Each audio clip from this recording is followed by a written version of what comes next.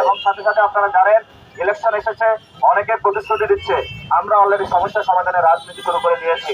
আমরা গুলিস্তানে গিয়েছি, যারা চাঁদাবাজি করে সেখানে সন্ত্রাসী কার্যক্রম করে আমরা ব্যবসায়ীদের থেকে সংগঠিত করেছি। ব্যবসায়ীরা ভাইরা ঐক্যবদ্ধ হয়েছেন, তারা বাঁশের লাঠি নিয়ে প্রস্তুত আছেন। যদি আর কেউ গুলিস্তানে চাঁদাবাজি করতে যায়, তারা বলেছে ঐক্যবদ্ধভাবে তারা চাঁদাবাজদেরকে ইনশাআল্লাহ প্রতিরোধ করবে। আমরা মতিঝিলে গিয়েছিলাম, সেখানে মানুষের সাথে কথা বলেছি, শুনেছি সেখানে গ্যাসের লাইন আছে কিন্তু গ্যাস নাই, পানির লাইন আছে কিন্তু পানি নাই। এমন বাংলাদেশে আমরা বসবাস করি। যারা এই সময় এই এলাকাতে দায়িত্বশীল ছিলেন, এমপি ছিলেন এবং লোকাল গভর্নমেন্টে ছিলেন, তারা অনেক উন্নয়নের প্রতিশ্রুতি দিয়েছেন। বাস্তবে আজও এখানে আমরা কোনো উন্নয়নের ছোঁয়া লেশ মাত্র দেখি নাই।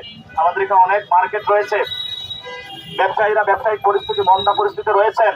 যদি সুস্থ একটি ইলেকশনের মধ্যে আমরা যেতে পারি, তাহলে তাদের পরিস্থিতি ভালো হবে এবং যার মধ্য দিয়ে আমরা একটি স্টেবল বাংলাদেশে আমরা যেতে পারবো। আপনারা দেখতে পাচ্ছেন গতকালকে আমাদের জনপ্রিয়তার ভয়ে সাতটাকলে যেভাবে জনজাগরণ তুলেছে মানুষের মধ্যে, এতে ভীতু হয়ে তারা আমাদের উপরে পানি ছুড়ে মারছে, এখন ময়লা পানি ছুড়ে মেরেছে, তারা আমাদের উপরে ডিম ছুড়ে মারছে। আমরা বলবো নেতাকর্মী যারা রয়েছেন, প্রিয় ঢাকা আসনের ভাই এবং বোনেরা, আপনারা শান্ত থাকবেন। অনেকে আমাকে বলেছিল যে আমরা কি প্রতিরোধ সৃষ্টি শুরু করবো নাকি। আমরা বলেছি এখন আমাদের ধৈর্য ধারণ করার সময়। আমরা কেউ যদি উস্কানি দেয় আমাদেরকে, আমরা ধৈর্য ধারণ করব।